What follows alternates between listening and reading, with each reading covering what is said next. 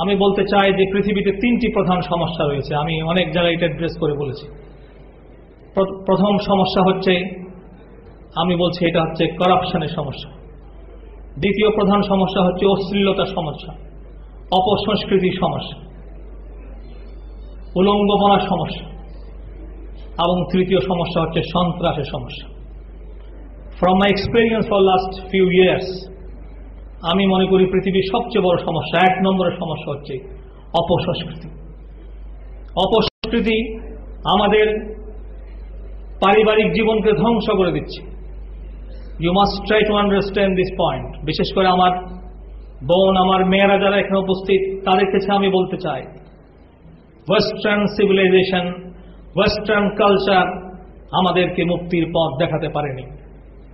আমরা দীপ্ত কণ্ঠে স্পষ্ট করে বলতে চাই, মুহাম্মদ সাল্লাল্লাহু আলাইহি ওয়াসাল্লাম ছাড়া, তার আদর্শকে অনুসরণ করা ছাড়া আর পৃথিবীতে কোনো আদর্শ মানুষকে, মানবতাকে মুক্তি দিতে পারবে না। এটা ইজ এ হিস্টোরিক্যাল ফ্যাক্ট যে মানুষ মুহাম্মদ সাল্লাল্লাহু আলাইহি ওয়াসাল্লাম তৈরি করেছেন, তেমন মানুষ পৃথিবীতে কেউ উপহার দিতে পারেনি। Forget about the Khulafa'i Rashidin. Just if you take the example of Umar ibn Abdul Aziz rahmatullah alayhi, you will be surprised to know the history. He ruled for 30 months, 2.5 years only. He changed everything. এবং সেই সময় যাকাত নেওয়ার কোনো মানুষ ছিল না। মানুষের আর্থিক সমৃদ্ধি এত হয়েছিল, মানুষের উপর মানুষের যে আজকে নির্যাতন হচ্ছে, মানবতার যে পদদলিত হচ্ছে মানবতা, সেগুলি সেই সময় মানুষ চিন্তা করতে পারেনি। মুহাম্মদ সাল্লাল্লাহু আলাইহি ওয়াসাল্লাম, ইসলাম তো তিনি প্রতিষ্ঠা করেননি। তোমরা জানতে হবে, he was not the founder of Islam. Islam came from Allah সুবহানাহু ওয়া তাআলা। He was the last of all the prophets. He was best of all the prophets. He was the leader of all the prophets, and it is recognized by everybody. তিনি কোন সম্প্রদায়ের জন্য, কোন ধর্মের জন্য, কোন মানব গোষ্ঠীর জন্য আসেন, তিনি সমস্ত মানব জাতির জন্য অবতীর্ণ হয়েছিলেন। কোরআনকেও সেজন্য অবতরণ করা হয়েছিল। He came with the Quran, and Quran was not for the Muslims. এখানে যারা মুসলিম ছাড়াও আছে, আমার ছেলে মেয়েরা, তাদের কাছে বলছি, অতএব it is not that if I talk about the Quran, it should be only addressed in front of the Muslims. Quran is for all human being, all mankind, and Prophet was the leader of all mankind. From that period to before that death, the world will be destroyed.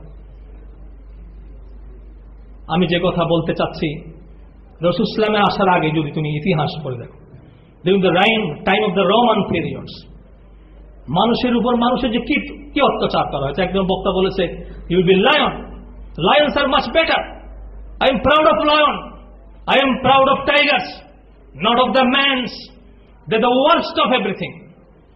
লায়নকে আমাকে I salute the Lions, তার একটা ethics আছে, টাইগারের একটা ethics আছে। মানুষের কোনো ethics নেই যদি মানুষ তার মানবতার নিম্নস্তরে অবস্থান করে। And this is the reality. রাসূল ইসলামের আগে রোমান সাম্রাজ্যের সময় একটি মানুষ আর একটা মানুষের সঙ্গে যুদ্ধ করে, তোমরা জানো না, তোমরা দেখেছো কিনা সিনেমা, সেগুলো স্পার্টাকাস দেখেছো, বিভিন্ন ছবিতে এগুলো আছে। একটি মানুষকে তরবারের আঘাতে ক্ষত বিক্ষত করছে, এবং এগুলো সবাই দেখছে এবং উল্লাস করছে।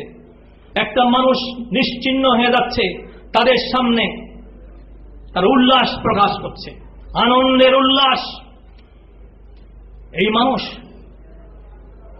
অথচ তিনি কি মানুষ তৈরি করেছেন? For your information, during the time of the prophet, of 10 years of his rule as the head of the state, 87 war হয়েছিল, 87 war. In 27 war he led the war. He was the commander in chief. In the 10 years of this period of war, the number of people died, including Muslims and non-Muslims, only 1018. And just if you compare, 10 বছরে যুদ্ধ হয়েছে, 12 লক্ষ mile জায়গার উপর তার আধিপত্য ছিল শেষ পর্যন্ত। মৃত্যু হয়েছে মাত্র 1018 জনের। And the first world war, which was held not far from now, Encyclopedia Britannica report হচ্ছে 64 lakh people died. It estimated. And in the Second World War, 3 থেকে 6.5 কোটি মানুষকে জীবন দিতে হয়েছে। এটা হচ্ছে বর্তমান সভ্যতা, এটা হচ্ছে বিজ্ঞানের সভ্যতা। এটাকে যদি মানবতা বলা হয়, যে বিজ্ঞান আণবিক অস্ত্র আবিষ্কার করে, সে বিজ্ঞান কোনো বিজ্ঞান নয়। কালকে বিবিসিতে একটা ইন্টারভিউ দেখিয়েছে মাহাতির মোহাম্মদের সঙ্গে। তাকে জিজ্ঞাসা করা হয়েছে কোন মুসলিম কান্ট্রির আণবিক বোমা থাকা প্রয়োজন কিনা। তিনি একটি ভালো উত্তর দিয়েছেন।